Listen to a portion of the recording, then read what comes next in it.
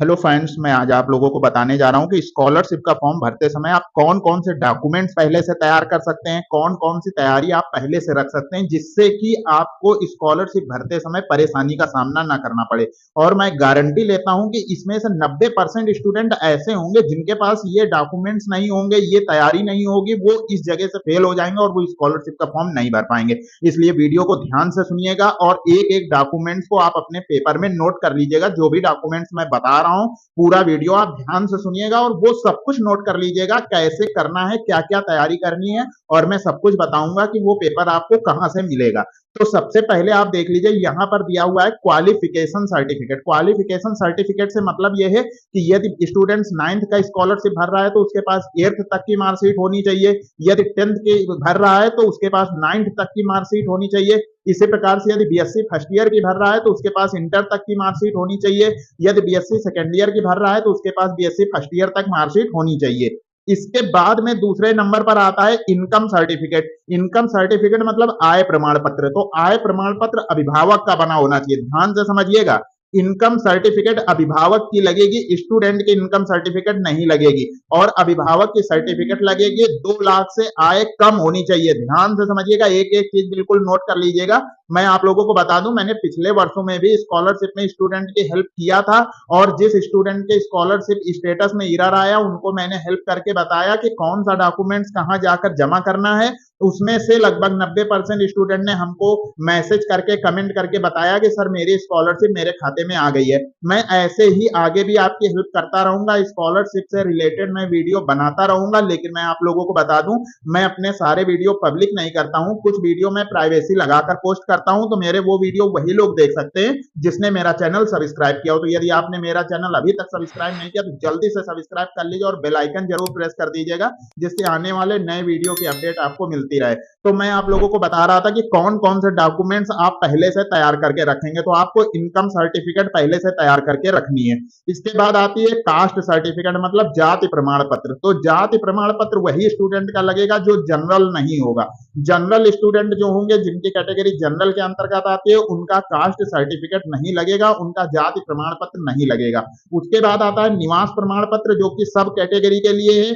कोई भी कैटेगरी के हो, आप जनरल के हो, ओबीसी के हो, एससी के हो, एसटी के हो, आपको निवास प्रमाण पत्र लगाना पड़ेगा, आपको डोमिसाइल सर्टिफिकेट लगाना ही पड़ेगा। उसके बाद आता है आपका आधार कार्ड। तो आधार कार्ड तो सभी स्टूडेंट का बना होगा, लेकिन आधार कार्ड में जो मोबाइल नंबर पड़ा है, ध्यान से सुनिएगा आप लोग, आधार कार्ड में जो मोबाइल नंबर आपके आधार कार्ड में पड़ा हुआ है, वो मोबाइल नंबर किसी और ने स्कॉलरशिप के फॉर्म में ना डाला हो पहले। यदि पहले से वो मोबाइल नंबर किसी और ने घर में, किसी और भाई बहन ने अपने स्कॉलरशिप के फॉर्म में भर दिया है, तो आप अपने आधार में मोबाइल नंबर अभी से चेंज करवा लीजिए। मैं आपको पहले से बता रहा हूं, यदि आपने वो मोबाइल नंबर चेंज नहीं कराया तो आप स्कॉलरशिप का फॉर्म नहीं फिलअप कर पाएंगे, आप डिजी लॉकर आईडी नहीं बना पाएंगे। बिल्कुल सही सुना आपने, डिजी लॉकर आईडी आपको बनानी पड़ेगी। डिजी लॉकर आईडी आप अपने उस नंबर से बनाएंगे जिस नंबर को पहले यूज ना किया गया हो, और वो नंबर आपके आधार कार्ड में रजिस्टर भी होना चाहिए। तो अब यहाँ पर आपके लिए परेशानी बन जाएगी कि यदि डिजी लॉकर आईडी आपकी नहीं बन पा रही है तो आप स्कॉलरशिप का फॉर्म नहीं भर पाएंगे।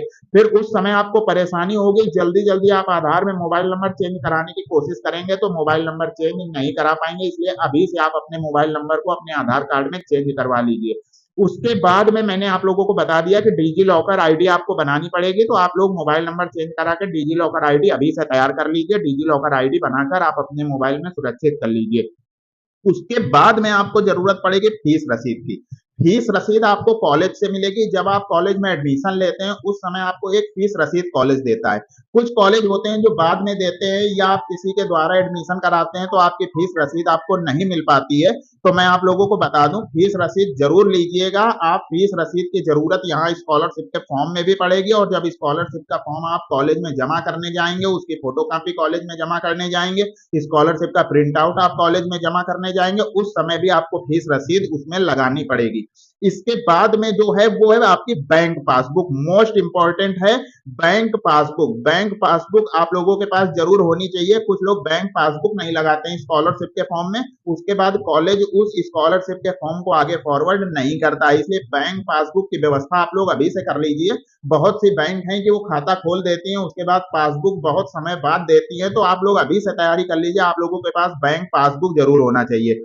उसके बाद में आपको जरूरत पड़ेगी स्टूडेंट एफिडेविट की, मतलब छात्र द्वारा दे हलफनामा, जो कि स्कॉलरशिप के फॉर्म के साथ कॉलेज में जमा किया जाएगा। और एक एफिडेविट की जरूरत पड़ेगी, वो है पेरेंट्स एफिडेविट, मतलब अभिभावक द्वारा दे हलफनामा। ये दो हलफनामे आपको कचहरी से बनवाए जाएंगे। मैं आप लोगों को सब कुछ बता रहा हूं कि आपको कौन सा डॉक्यूमेंट्स कहां से बनेगा। तो आप लोग ये समझ लीजिए कि ये जो एफिडेविट हैं आपके छात्र द्वारा दे हलफनामा और अभिभावक द्वारा दे हलफनामा, ये आप लोगों को कचहरी से मिलेगा। आप लोग कचहरी जाकर ये एफिडेविट अपने बनवा लीजिएगा। जब आप लोग स्कॉलरशिप के फॉर्म फिलअप कीजिएगा, उसी समय भी बनवा सकते हैं, उसमें कोई परेशानी नहीं है। लेकिन मैंने आप लोगों को पहले से बता दिया कि आधार वाली परेशानी आप लोग अभी से सॉल्व कर लीजिए। यदि आधार वाली परेशानी आप तुरंत सॉल्व करने बैठेंगे तो उस समय बहुत देर हो जाएगी और हो सकता है स्कॉलरशिप के फॉर्म की लास्ट डेट भी हो जाए और फिर आप स्कॉलरशिप ना भर पाए। तो मैं ऐसे ही स्कॉलरशिप में आप लोगों की लास्ट तक हेल्प करता रहूंगा।